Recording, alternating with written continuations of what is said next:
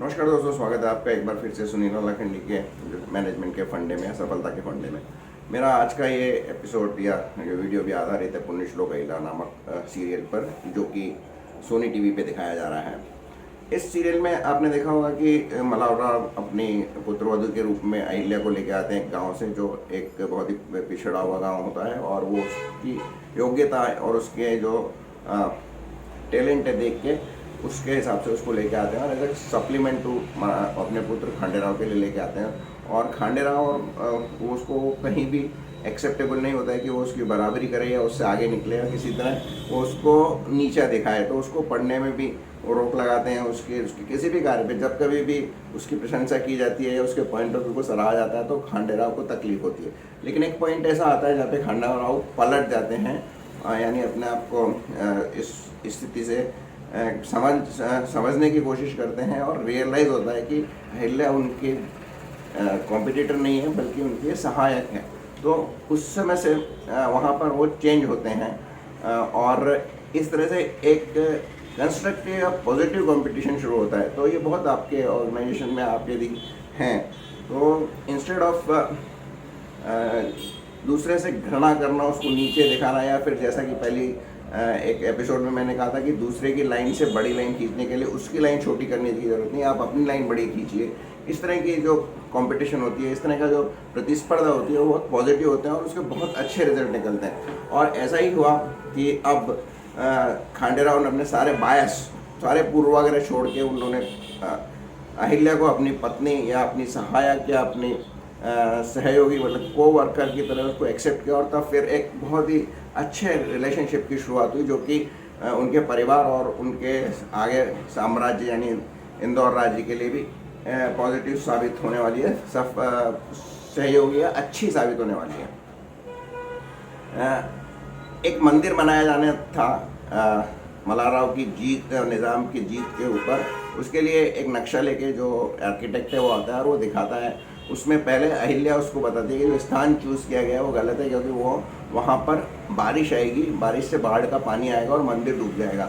इसका समर्थन खांडेराव भी करते हैं और खांडेराव एक ऑल्टरनेट स्थान सजेस्ट करते हैं, जो कि फिर ओवरऑल जो वहाँ पे सभी रानियाँ होती हैं और रानी गौतमा को एक्सेप्टेबल होता है और अपनी भूल जो आर्किटेक्ट होते हैं वो भी स्वीकार कर लेते हैं। तो इस तरह के पॉजिटिव रिजल्ट्स आने लगते हैं जब आप कोऑपरेटिव कंपटीशन करते हैं या एक दूसरे से कोऑपरेट करके सोच करने लगते हैं। तो ये आपके साथ बहुत इंपॉर्टेंट है कि अपने पीर के साथ, अपने सहयोगी के साथ, जो आपका समकक्ष सहयोगी है या आपके जूनियर के साथ आप कंपटीशन करेंगे और ये नहीं सोचेंगे कि अगर इसने कुछ अच्छा काम कर दिया तो उसमें रोड़े आने के बजाय उसका सहयोग करेंगे और उसके पॉजिटिव थॉट्स को एक्सेप्ट करेंगे, तो आप दोनों की प्रगति होगी और साथ के साथ आपकी जो संस्थान है उसकी भी प्रगति होगी।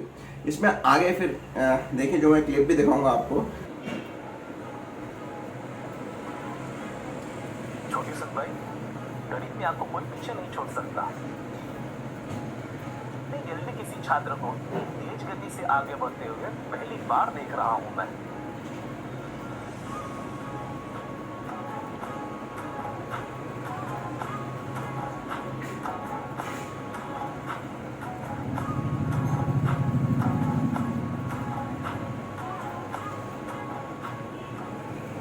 हे भगवान, छोटी सनबाई आज फिर अपने पति से आगे निकल गई। राज से नाराज तो नहीं हो जाएगी।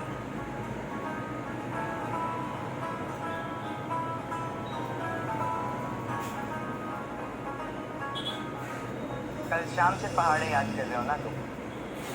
इसने तो सारे प्रश्नों का जवाब दे दिया तुमने झट से। अब देखना, 25 के आगे पहाड़े हम भी याद करके आएंगे। फिर जब गुरुजी पूछेंगे ना तो हम भी झट से जवाब दे देंगे, तुमसे भी पहले। कि गुरुजी कुछ प्रश्न पूछते हैं गणित के, उसमें देवी अहिल्या 25 से आगे की पहाड़ा, जिसको टेबल कहते हैं, वो याद करके कर लेती है, जो जिसको कि खंडेराव पहले कहते हैं कि आवश्यक नहीं है इतने सारे पहाड़े याद करना, आप इसको लिखकर भी इसकी कैलकुलेशन कर लेती है। लेकिन जो गुरुजी कुछ सवाल पूछते हैं, जब टीचर कुछ सवाल पूछते हैं तो अपने पहाड़ों की स्मरण की वजह से अहिल्या जल्दी जवाब दे लेती है।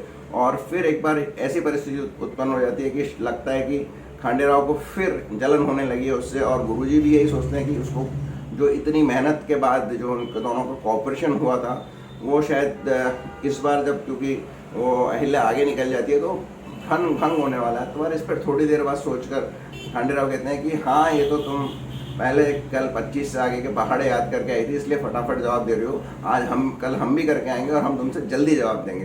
तो इसमें क्या हो रहा है कि खांडे राव ये नहीं कह रहे हैं कि तुम वो अच्छी होगी या फिर पुरानी तरह से कि वो किसी और तरीके से उसको अपना एक्सप्लेनेशन दे कि मैंने इसलिए नहीं किया, कुछ बहाने बनाए कि मैं क्यों पीछे रह गया। इसके बजाय वो ये एक्सेप्ट करते हैं कि उसने जो पहाड़े याद किए उसकी वजह से वो जल्दी जवाब दे पाई और मैं भी अब यही करूँगा और कल से उसको हरा दूंगा। तो दिस इज कॉल्ड, ये है एकदम पॉजिटिव कंस्ट्रक्टिव कंपटीशन जिसमें आप भी आगे बढ़ते हैं और दूसरे को आप पीछे टांग खींचते नहीं है, जैसा कि आजकल ज़्यादातर मैनेजमेंट होता है कि लोग टांग खींचते हैं दूसरे की, आगे बढ़ रहा होता है तो उसकी टांग खींच लेते हैं। टांग खींचना नहीं होता है, वो उसको भी आगे बढ़ने लेते हैं लेकिन वो खुद अपनी तरफ से अतिरिक्त मेहनत करके उससे आगे निकलने की कोशिश करते हैं और यही खांडे राव यहाँ बताते हैं। तो एक इस तरह से बहुत ही महत्वपूर्ण है बात यह है कि आप कभी भी दूसरे को आगे बढ़ने से मत रोकिए, आप अपनी योग्यता, अपना ज्ञान, ट्रेनिंग और किसी तरह के भी अपनी बेटर टूल्स के द्वारा उससे आगे निकलने की कोशिश कीजिए, उसको पीछे धकेलने के बजाय। तो यदि आप ऐसा करेंगे तो आपका भी फ़ायदा होगा, आपकी नॉलेज बढ़ेगी, आपका कॉन्फिडेंस बढ़ेगा और साथ के साथ ऑर्गेनाइजेशन का भी फ़ायदा होगा। यह परिवार पे भी एप्लीकेबल है, जैसा कि इस केस में परिवार पर है, यानी परिवार पर भी है, आपकी पर्सनल लाइफ में भी है, फंडा काम में आएगा और ये फंडा आपके वर्क लाइफ में भी काम में आएगा।